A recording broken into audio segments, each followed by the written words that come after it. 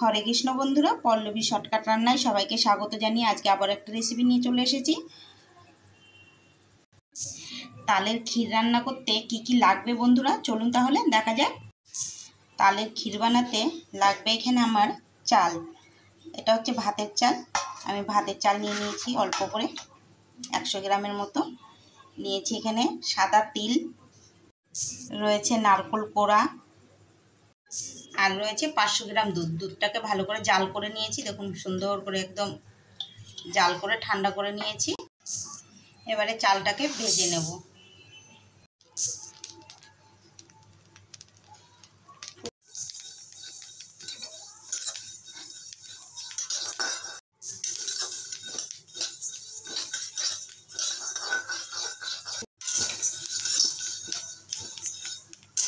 ভাজা হয়ে গেছে, খুব বেশি লাল করে ভাজবো না। এবারে নামিয়ে দেব। এবারে তিলটাও ভেজে নেব। এটাও ভাজা হয়ে গেছে, নামিয়ে দেবো।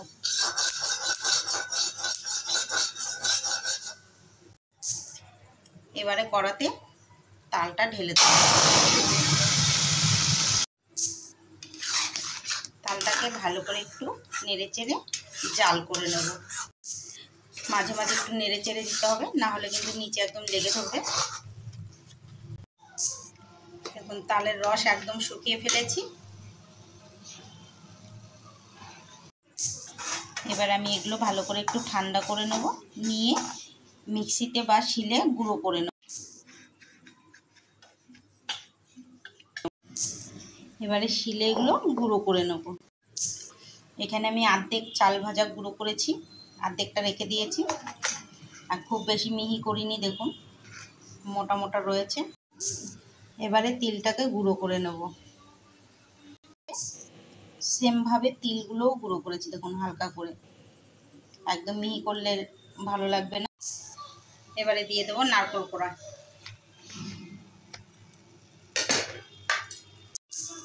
1 কাপ পরিমাণে দিয়ে দেবো চিনি, স্বাদ মতো নুন,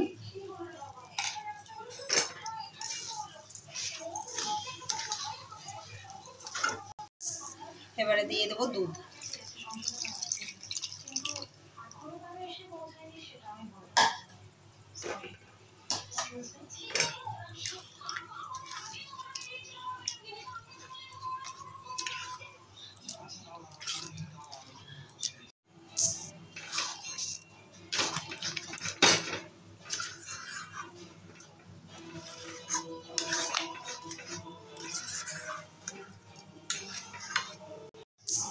আরও 1/2 কাপ পরিমাণে চিনি দিয়ে দেবো, চিনিটা কম হয়েছে।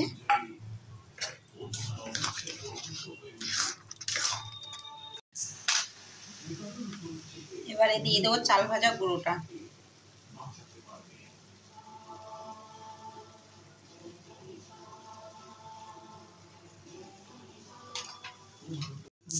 এবারে দিয়ে দেবো তিলের গুঁড়ো।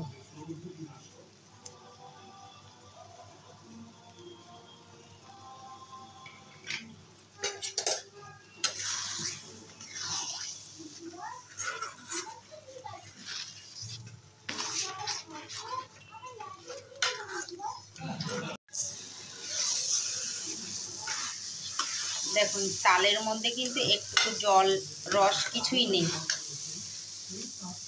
একদম শুকনো করে, যত শুকনো হবে তত খেতে টেস্ট হবে। তাল জাল করা হয়ে গেছে, গ্যাসটা অফ করে দেবো।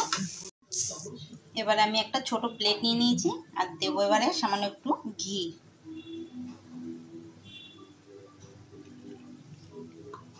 ঘিটাকে ভালো করে প্লেটের মধ্যে মাখিয়ে নেব। ভালো করে ঘি মাখিয়ে নিয়েছি প্লেটের মধ্যে।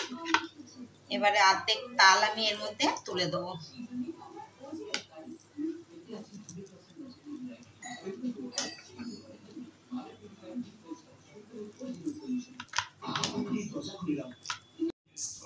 দেখুন প্লেটের মধ্যে সুন্দর করে বসিয়ে দিয়েছি। এবারে দিয়ে দেবো উপর দিয়ে কিছু কাজু আর কিশমিশ। আপনারা এখানে পেস্তা ইউজ করতে পারেন, আমি এখানে কাজু ইউজ করছি, যেহেতু আমার কাছে কাজু আছে।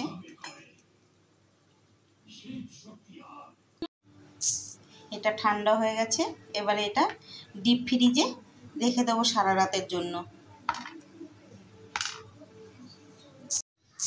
এই দেখুন ডিপ ফ্রিজ থেকে বের করে নিয়েছি।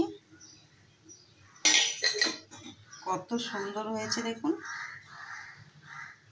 জমেও গেছে ভালো। এবারে এটাকে সাইড থেকে একটু কেটে নেব। সাইড থেকে কেটে নিয়েছি। এবারে আমি মাঝখান থেকে কেটে নেব।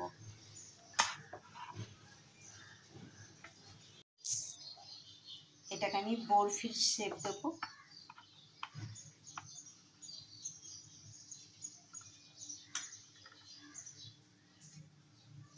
আমি এক হাতে ধরে কাটতে পারছি না।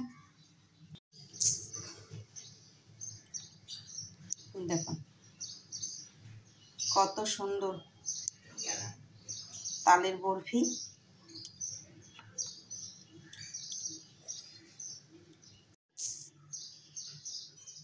দেখুন পিছনটাও কি সুন্দর হয়েছে, প্লেটের মধ্যে লেগে নেই। খুব সুন্দর হয়েছে, খেতেও তেমন মজাদার। এবার আমি এগুলো ডাব্বার মধ্যে ভরে রেখে দেবো।